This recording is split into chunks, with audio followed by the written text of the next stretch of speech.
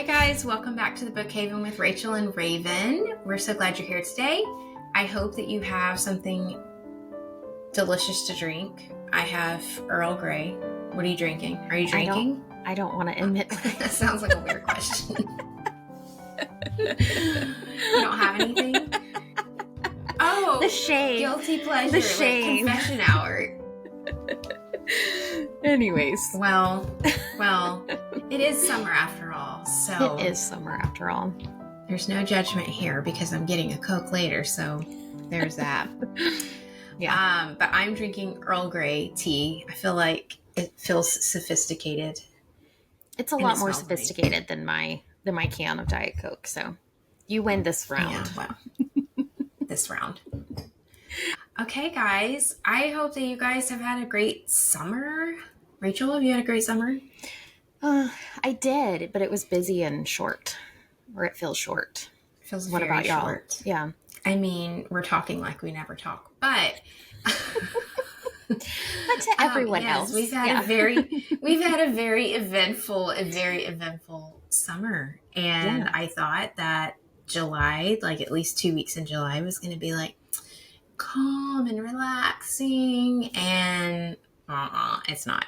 Yeah. So we are currently repainting. I did get all the paint off of my hands today. However, my legs not so much. There's a lot of paint. Paint everywhere. But yes, we're painting pretty much our whole house, like all of the open areas. So it's a little insane right now in our house. But I'm excited about that. So and it's given you a lot of time to listen to audiobooks. So 100%, yes.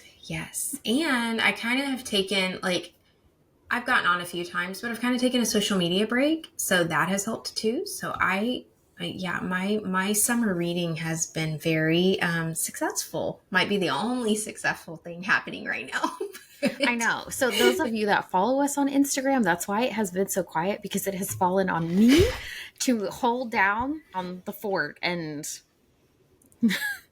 you were sending me your reviews, and then I would go on there like a good friend who wants to support her friend going through a social media fast. Anyways, no, so I feel like a lot of people, and I feel like a lot of people do social media fasts, though. Yeah, it was necessary, and I've gotten on a couple of times, but I'm just trying to clear my headspace. I know. Plus, I don't have extra room for anything extra of other people's lives, because I'm living like my own, and it's very. And I let you know if there's something critical that you need to go look up, because again, I'm a good friend who helps.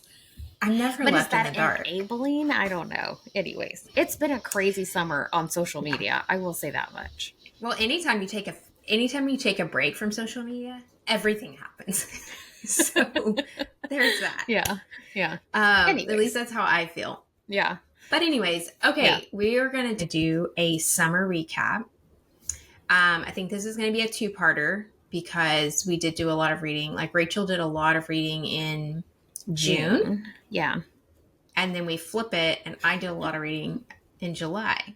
Yes. So, anyways, we're going to kind of go back and forth just talking about some of the books that we've read, and maybe give y'all some new books that you might want to pick up.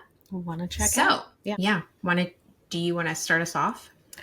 I can start us off, because it kind of ties into something special we did in June.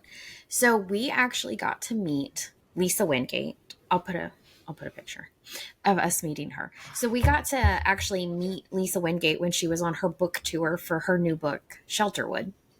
And so in preparation for that, I started trying to read a bunch of her books. I had read, I think, pretty much all of her historical fiction books, but she has a very 30 book catalog.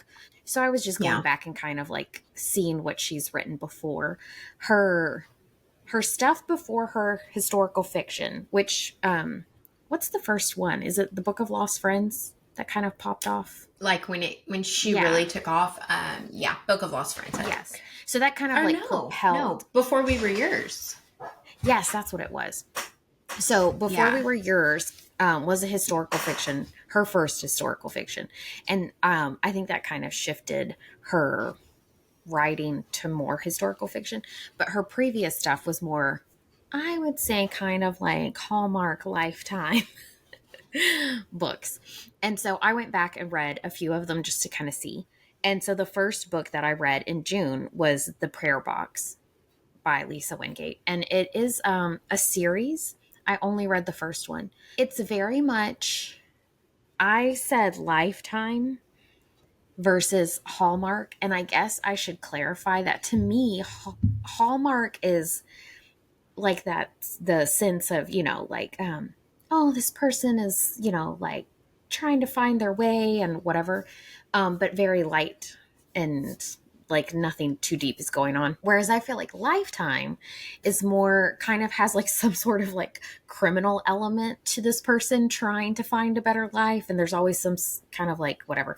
It's never too, kind of deep and whatever, but it still has. So to me, that those are the differences when I say that. But one is just about a single mom who's like trying to escape a situation that she was in. And so that's basically the recap of it. I liked it. I was planning to read the next one in the series, but I ran out of time, and then I just, there's too many books in the world. So right. So I completed that one and then moved on to another one that she had, but that was the first one I read. And I gave it 4 stars. So, I mean, like, I would recommend it if you like those kinds of books, kind of like Lifetime movie books. Okay. So I am going back on my Goodreads, and, sometimes y'all know this about me. I think y'all know this about me by now, that sometimes I don't remember everything about what I read. Right. Even if I loved it. I mostly remember how the book made me feel. So The Life We Bury by Alan Eskens. Mm-hmm. We both read that one. Yes. And I thought it was pretty good. I don't even know where I saw it, but it was like floating around. I thought, oh, I'll read that book. So it was kind of like true crime. Would you say? Yeah. And like there's a mystery involved. There's a guy, he's like writing a paper, and he gets to interview this guy in prison, and it's just what I remember mostly about it was that I couldn't put it down. I wanted to know what was going to happen, and like is this guy, did this guy really do it, or did he not, or like who did the thing, Yeah. And y'all know that I don't like mystery. Like I don't like what's the woman's name that is so famous? Agatha Christie. So yeah. I've tried, but I just can't. But like true crime stuff, I have to be careful because I really can get involved in that. Like you were talking about Lifetime, and I was big into watching those Lifetime shows. So that's this book was appealing in that way, and I couldn't put it down. And it's a little bit graphic, I think. Yeah. Would you say? In my review, I remember a little bit. There's lots of language and talk of sexual abuse and rape. Yeah. So I would say that, if you need to like read what the book is about before you pick it up, but do you think that it held my attention? A good description of it would be kind of like a modern telling, or a more modern telling of like To Kill a Mockingbird, like that kind of vein. Yeah, actually, yeah. I would say that. Yeah, it was really interesting. Yeah. Really interesting. And you don't, I mean, you probably did because you always do. I did not see the ending coming. But remember. Rachel always sees it coming. I don't see it coming. I'm just oblivious. I'm just living in the moment. Yeah. What did you rate this book? I rated it 5 stars. See, I gave it 3, and I think it might be that it felt like it was very predictable, but it was good. I mean, I think there was a point, like, but it was closer to the end. Yeah. It was really close to the end where I was like, oh, I think I know. But anyways, yeah. Enough about that one. That's The Life We Bury by Alan Eskens. So we've had I gave two it 5. Lifetime kind of books right off the bat. So I'll switch gears. And my next one might be Lifetime too. Okay, well, I'll switch gears. Because the next one I read was The Circus Train. Which, did you read that one in June or July? Okay. So, The Circus Train. Love it. Was a very good book. I gave it 4 stars. It's historical fiction, like World War II-ish historical fiction. It starts before World War II and it goes after World War II. And I wouldn't even say World War II is kind of like the main historical whatever of the book. You're kind of dealing with people who are interacting with the consequences of World War II, I guess I would say. It was very good. It was slow, but once you like stuck it out to a certain point, it was worth it, I think. So yeah, I would recommend it. Yeah. What did you rate that one? I gave it a 4. I said it was definitely worth the read and some good twists and turns. I felt like it wasn't super predictable. Yes. Yeah. I actually passed this on to my daughter, and so I was sitting in the living room reading it, and at one of the twists, one of the major like twists in the story, and I like audibly gasped. And so then so they were like, "What's wrong?" And I'm like, "Oh, just like a major event, like just turned on its head." And I wasn't prepared for that at all. And it took me basically the rest of the day to kind of like process that. So anyways, I handed the book, when I finished it, I handed the book to her and I'm like, "You have to read this book." And so she's like close to the, well, she's past the halfway point, and she's like, "Mom, I'm just waiting for the gasp moment." Well, then I said, "Don't worry, it's coming. You'll know when you know." And then she came to, I think it was in bed, and she came in and she was like, "Oh my goodness!" So it was really fun. So she loved it too, and I really loved that story as well. It was good. So, it was a sweet story. I feel like there was a lot going on. And that's why I'm saying, like, if you're not super into like World War II historical fiction, there's so much other history going on too. So it's like, it's called The Circus Train, but this girl lives on a circus train that traveled around Europe, and her dad is this like really famous magician. And so you have family drama going on, but you also have like the daughter gets polio, and so she's dealing with that. And then the backdrop of World War, like it was just always something was going on, I felt like, which made it kind of not feel, sometimes you can read too much World War II and it just starts to get repetitive and like, and I don't want that to sound crass and like I'm not, like, I don't know what the right word is. We love World War II, but yes, like becoming historical fiction, like numb to the historical or the World War II trials and stuff like that. Like, yes.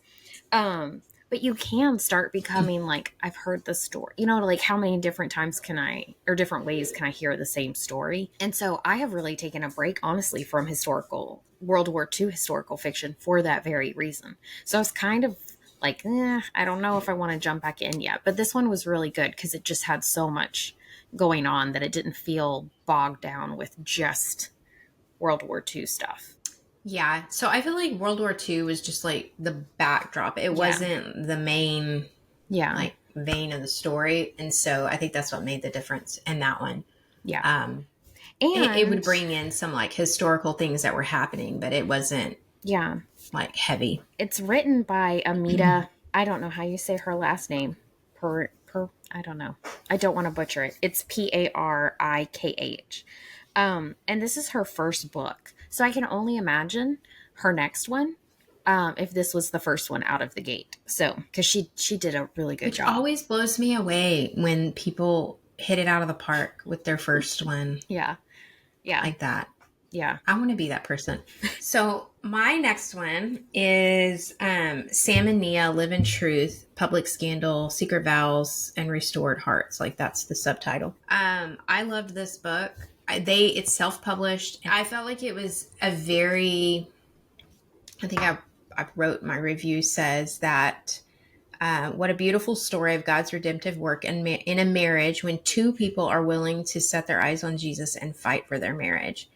And I mean, there are some things in there that probably I'm like, but overall, if you don't know Sam and Nia, like they have a YouTube channel, and I've followed them, like I not like a weekly watcher or anything, but I kept up with them back in the day, and when all of their scandal hit the fan, I mean, I saw all of that like play out, I guess, on the YouTube. Yeah.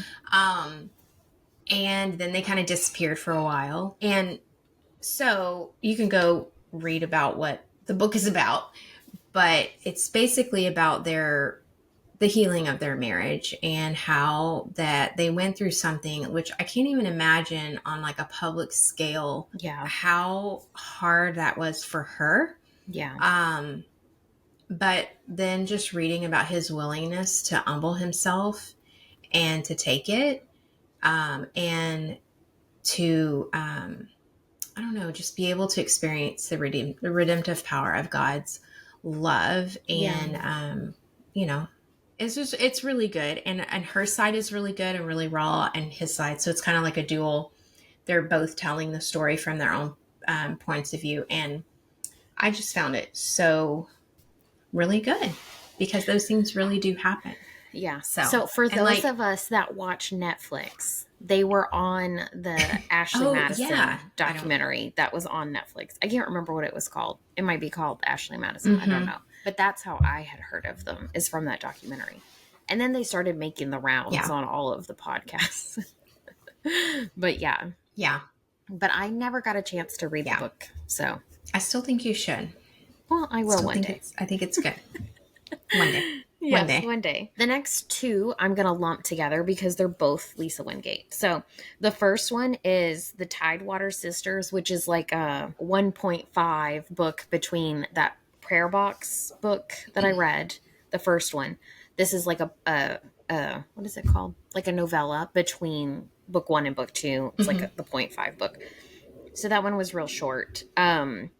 And I want to say, I didn't even rate it, but I did that one. And then I read Tending Roses. So Tending Roses is another series that Lisa Wingate did. I would say this one is more Hallmarky, but I really, really liked it. I gave it a 4. There is a grandma that the main character goes and lives with and helps, like in her adult years. And I think when I was reading this, I told you how creepy it was, how similar it was to my life. And so I think that I really, really resonated with the story because it was very similar to what I have walked as an adult. And so I really enjoyed that one. So when we got to meet her, I actually had that copy and she signed it for me. And she, when she was doing her Q&A, she was like, that book is so special to me, whatever. So I was glad that it was special for her because it was so special for me. So I really, really liked that one. If you like Hallmark feel good stuff, I would read that one. It's called Tending Roses. Yeah. I haven't gone any further in the series. Yeah. I haven't gone any farther in the series, but I just really liked it. So you liked it, like, you did? Okay. I liked it too. I was going back in my Goodreads to see, because I was like, I know that I read this book. It was in May. Yeah. But yeah, I liked it. I gave it 4 stars. Okay. I think because it was very Hallmarky. Yeah.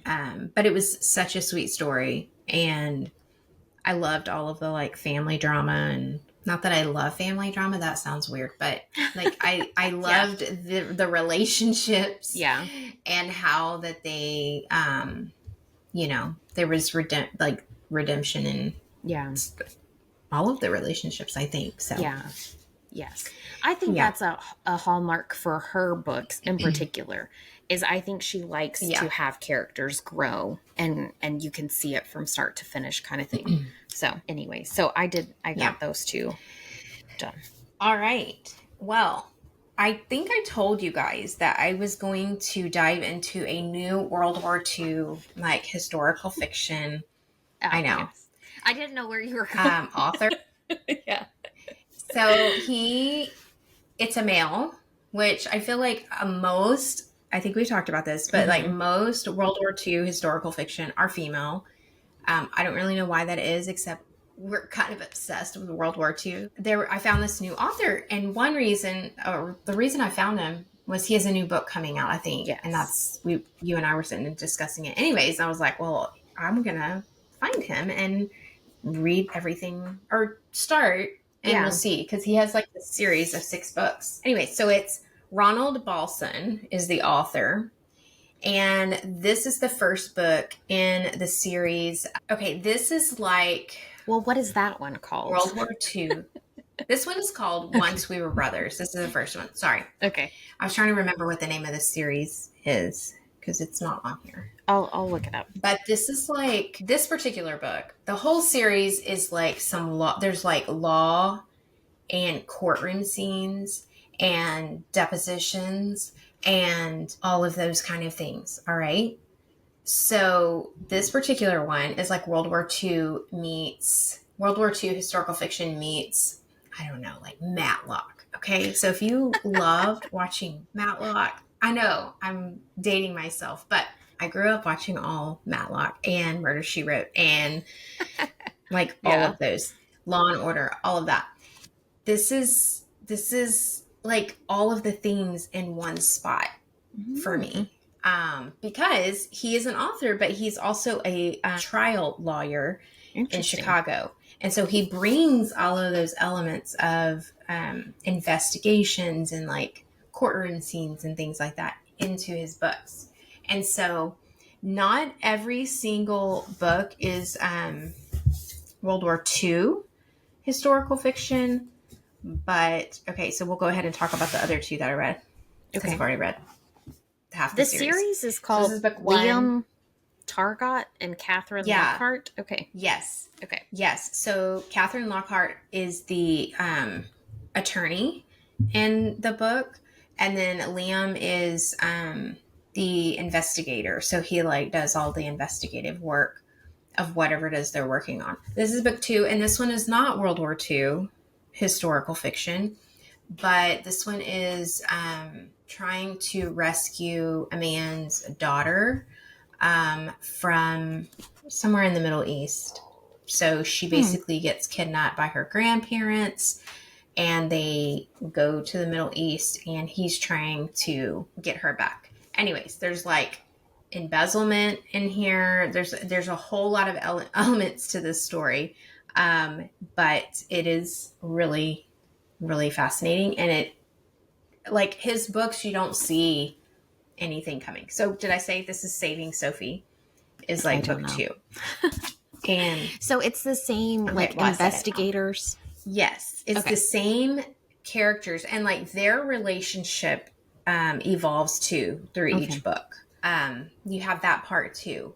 I still feel like you could probably pick up any book in this series and read it as a standalone. But it is cool to see how different characters from different books come into play at different points. And the way he does that is like, typically I don't think that I would like that, but he does it very well. He does it very well. You feel like you're in one of those TV shows. Yeah. You're like trying to figure all the things out. And it's interesting how he weaves history into these books as well. So, okay. Carolina's Twins. This is the 3rd book, and I finished reading this one as well this summer. And this one is about Lena, and I don't want to give too much away, because if I say too much, it'll give it away. But basically finding her friends' twins who were lost on their way to being taken to a concentration camp. And they were babies. Okay. And so it's like present day, but there's someone like Lena is the person that's asking for their help, like Catherine and Liam, in investigating the story. So anyways, I don't want to give too much away, but this one was really good. So I just finished this one. And the 4th one is sitting on my nightstand right now as we speak. So did you buy the set? I obviously No, I'm buying them like if I enjoy the one that I read before it, like I'm like, okay, I'm gonna get the next one. But I love these, and they're not like they're clean, but they're not like polished. Does that make sense? So there's like language, and there's things that happen in the story that are very hard. But I don't know. I'm just impressed that I'm sticking with the series this long, because it's not my jam. Yeah. But I really love, because you just never know what you're going to get when you pick up his books. Are there 5 in that series? All the twists and turns. I think there's 6, or maybe the 6th one is what's being released.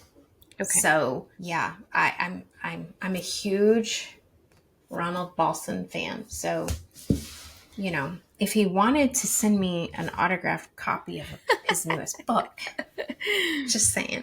Okay, so that's 3. Okay. So go, Rachel. The next, what you got? The next one that I read is I Cheerfully Refuse, and it's by Leif. How do you say his last name? Oh, yes. Inger. Yeah. Did you read this one?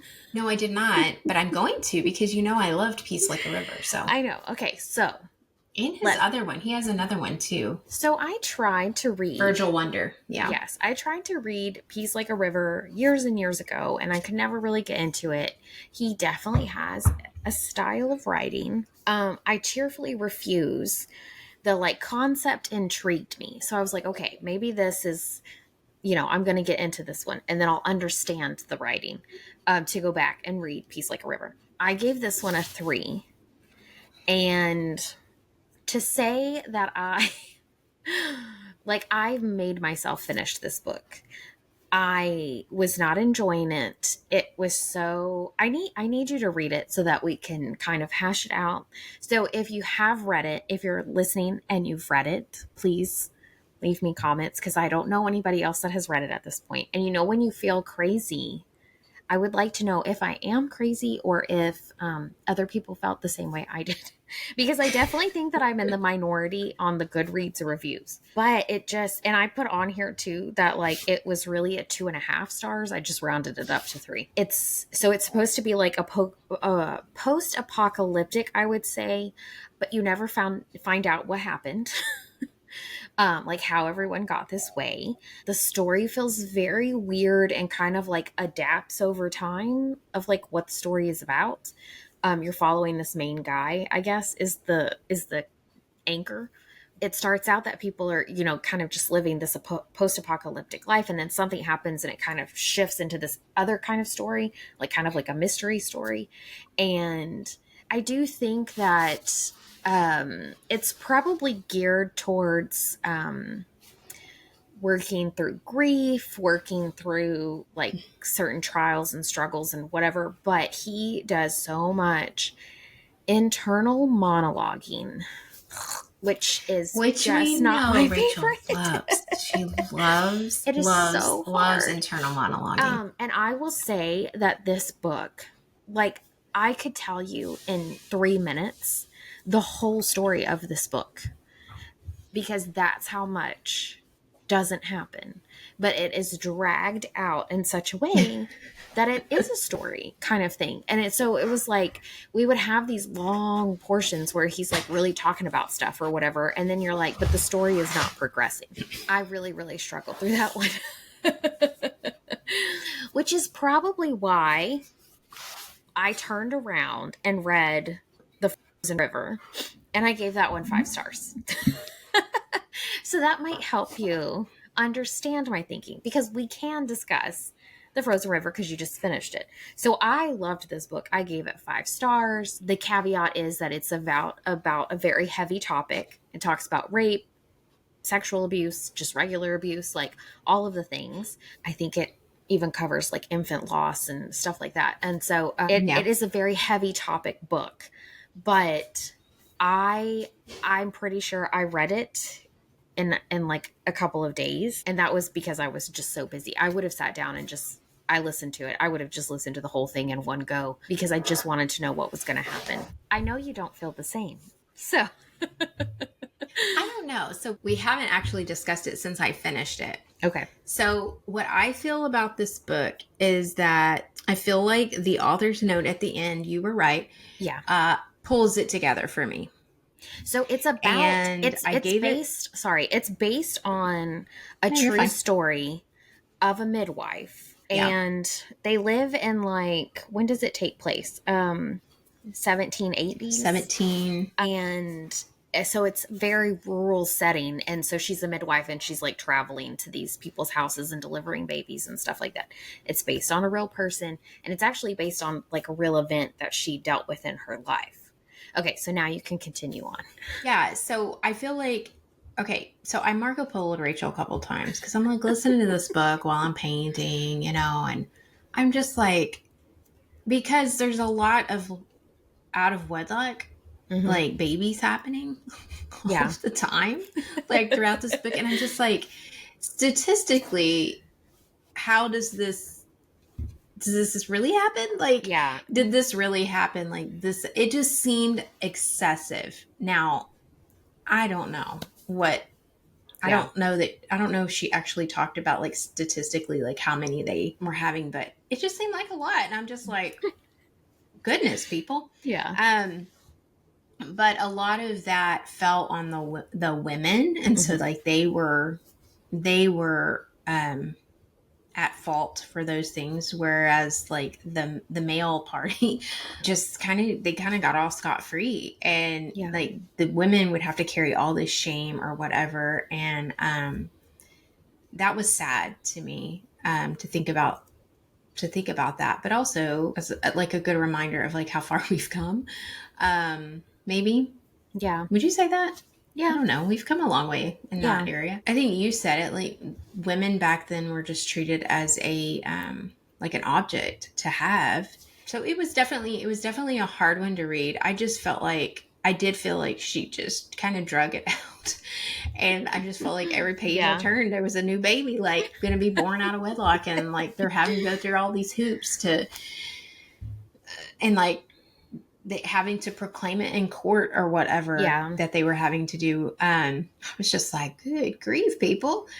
But I guess those things happened. And I'm not saying that those things didn't happen. I'm just saying, like, in the book, it just seemed like there was a lot. I feel like there is a smidge. I wouldn't say that it's like heavy-handed, but there is a smidge of writing the story through the lens of a 21st century person kind of feeling versus just sticking to historical accuracy. So I feel like maybe the like out of wedlock stuff felt kind of heavy-handed in the sense of like I think she was trying to make a point about it. Yeah. That's what it kind of felt like to me. It didn't annoy me as much as it bothered you, for sure. But I was, and I wasn't even like, like that didn't even occur to me to worry about because I was so obsessed. So there's a murder that takes place at the very beginning that kind of starts the whole story. And I was just more obsessed with that. And so I know what you're talking about because I did think it just didn't like bother me in the same sense, I guess. I think also I didn't like the relationship so much. I really struggled with the relationship between her name Martha and Ephraim. Like, I struggled with their relationship because in some ways he seemed very, I don't know, like domineering. And or are you talking about the main character and her husband? Yes. Okay. Yes. I didn't, I mean, in some moments I'm like, oh, he's like so sweet. And then other moments I'm like, you're a jerk, but I don't know what she was doing with that. So like I had mixed feelings with them. Yeah. Not with her, but like, well, I don't know, with her too. She was kind of, what do you call it? Where you're like spontaneously making rash decisions. Yes. Or meddling too. Yes. But the two of them together, I'm like, wait a second, like what is this relationship? Because I think in the beginning, I won't say what it is, but where he forces her to go watch an event in town that it was against her father's wishes. but he forces her and like forces her to watch the spectacle. And I'm like, why would you do that? Like, that part really frustrated me. I get why he did it. I understand. It was like maybe some closure for her, but yeah. Okay, y'all just have to read the book because I don't want to say and then I know because mess it up. There is there is a you don't know, and I think that was the enjoyable part for me is like I wanted to find out like who done it, what happened, kind of thing. But I do think that would probably be the issue that covers both of those points is that I think it was very much written with more of a heavy hand of feminism than would actually have been what was taking place in that time period. Plus the fact that I feel like trying to so for me, I felt like she tried to like over the top make their marriage so wonderful and like everybody else is like, struggling. Yeah, that too. Yeah, so it's interesting. Yeah, she was very critical of everybody else's like relationships too. Yeah, which was interesting. Now that I think about that. Yeah, we could have done a whole podcast. Do we want to move on that? Yes, we can. So okay. I read this book called Things I Wish I Told My Mother. Yes. And it is written by James Patterson. No, it's written by his wife, Susan Patterson, and Susan DiLealo. I don't know. Okay, I didn't even rate this book, y'all, because I think my review says complete waste of my time. Oh, I remember. No stars. This book was a waste of my time. It was the brattiest book. There was no resolution, I didn't feel like, at the end of this daughter and her overbearing physician mother.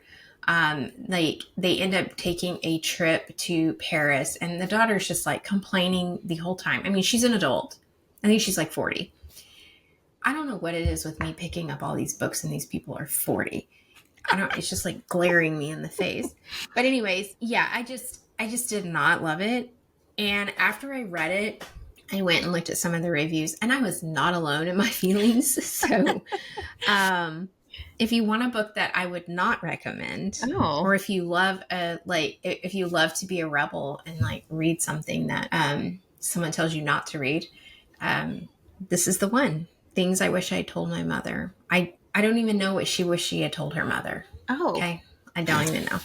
Yeah, there's just a lot of, I don't know. And then like she has this love interest that's on this trip, and it's just very casual. It's in the story, and I'm just like, where does this fit with the title of the book? What the book is supposed to be about? I don't know. It just did not hit. So that was supposed to be like autobiography or like a no, it's fiction. Fiction. Okay. Yeah. A memoir. That was the word I was looking for. Yeah. Interesting. Yeah, it's not a memoir. Interesting. Is that your last book for June? And actually I just crossed over into July. So that one was my July book. But you can put it on June. It's fine. It was close enough. It was July 3rd. Okay, so the last one I have for June is I read The Man Who Died Twice, which is the Thursday Murder Club, book number 2. I gave it a 3. So it's murder mystery, obviously. And this one is the same. The Thursday Murder Club is a bunch of old people, retired people. I don't know what the politically correct term for that is, that are in a nursing home together, kind of stumble upon different murders. So every book is a different murder investigation. That's what we do in a nursing home. So yes. So this one, I kind of was on the fence about the first one. And I think I told y'all, I did the audiobook and I kind of was like, maybe it was the audiobook. I'm going to try to actually read the physical book for the next one and see if that helps. It did help me keep track of, because there are so many like main characters. So you have it's a group of like 4 or 5 retired people that are in the murder club. But then you also have like cops, and then you have like the actual suspects, and you go to different points of view in the story. So I will say, when you read the physical book, They have like different fonts and stuff for the different characters, so that is helpful. But it is very challenging to keep track of what's going on when there's that much going on. I think if you like those types of books, murder mystery, whatever, it is very much, because it is written by a BBC TV producer who produces those kinds of shows. It's very much like that. It just feels like you're reading one of those BBC murder mystery shows. So it's fun. They're very long, though. I don't think that they need to be as long as they actually are. Or quite as complicated as they end up being. But if you like that kind of stuff, then... That's how I feel about Agatha Christie. Well, I just feel like maybe murder mysteries in general, I think it's hard to keep it going for you to stay interested. And they really don't need to be... I mean, like, these are not small books. They are big books. And I just don't like it. And it's complicated because there are so many characters. So that's why it takes so long. But again, it's like the murder isn't that big of a, like, the actual solving the murder doesn't take that long. You know what I mean? Yeah. Thanks for listening to our part 1 of our summer books. Already some spiciness. There's only more to come. So tune in next week when we finish our reviews of summer books. So thanks for listening, and make sure you like and subscribe. Yes. So, okay. All right. Bye. We haven't discussed this